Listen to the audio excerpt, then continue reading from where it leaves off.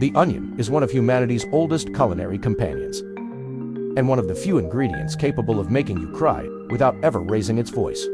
It's a foundational element in kitchens worldwide, but its story is far deeper and more fascinating than you might imagine. So, let's peel back the layers and uncover the incredible history of the onion. Long before agriculture had rules, wild onions grew across Central Asia and the Middle East.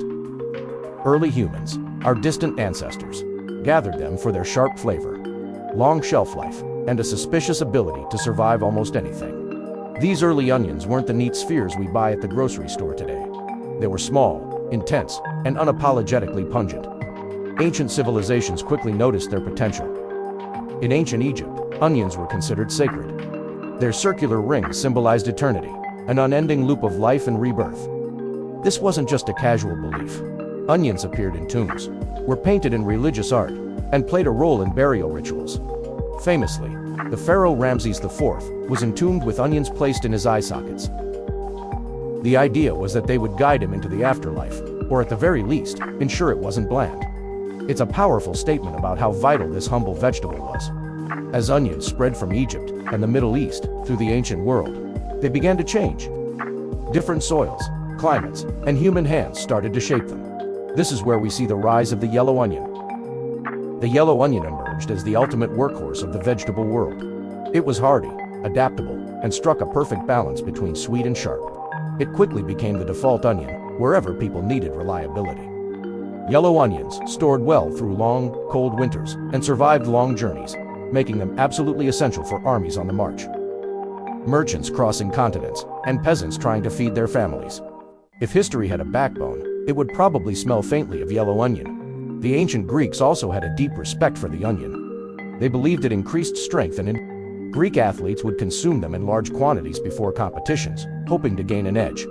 Doctors prescribed them for everything from improving digestion to boosting overall vitality. The Romans, who were never known for their subtlety, took this appreciation and ran with it. They carried onions across Europe with their legions. Wherever Roman roads went, onions followed, quietly embedding themselves into regional cooking and becoming a staple across the continent. Over time, these regional preferences started to shape new and distinct varieties. Thread onion, for example, developed with higher natural sugars and anthocyanin pigments, which gave it that signature vibrant color and a milder, sweeter bite. This sweetness made red onions ideal for raw preparations, like salads, for pickling, and for adding a pop of color to fresh dishes.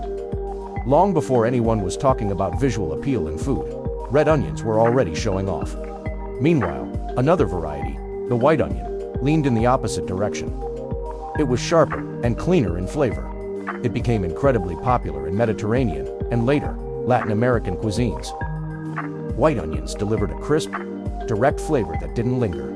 They cooked down faster, disappeared cleanly into sauces, and became indispensable in dishes where bold, immediate seasoning mattered most. And then there are the green onions, which you might also know as scallions or spring onions. These aren't a separate species, but rather, onions that are harvested young, before the bulb has had a chance to fully form. Ancient farmers valued them for their speed and efficiency. There was no need to wait months for a mature bulb to grow.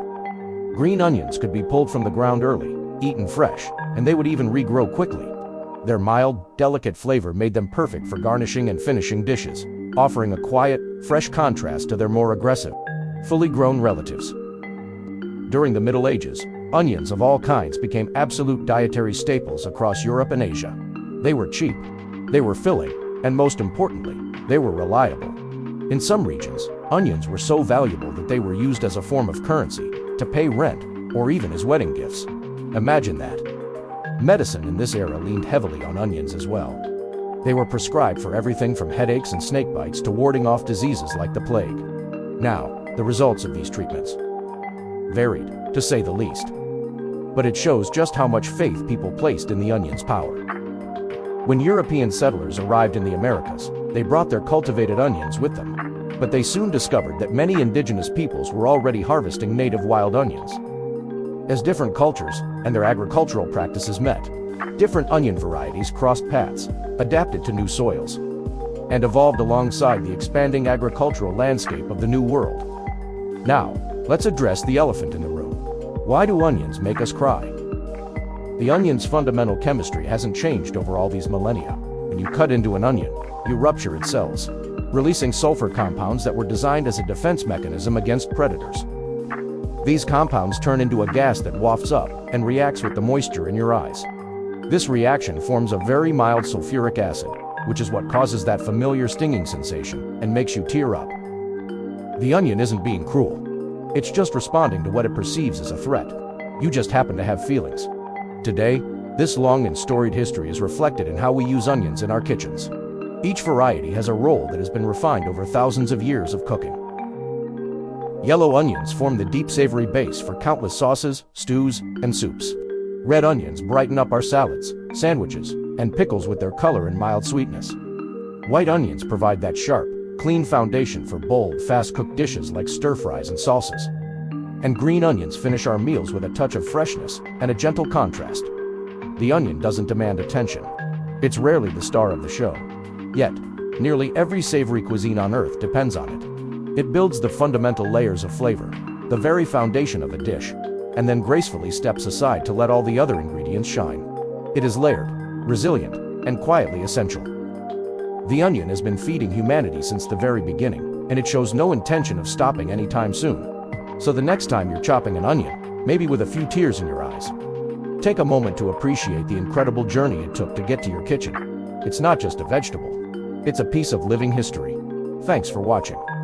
If you enjoyed this story, don't forget to like, subscribe, and hit that notification bell for more deep dives into the food we eat every day.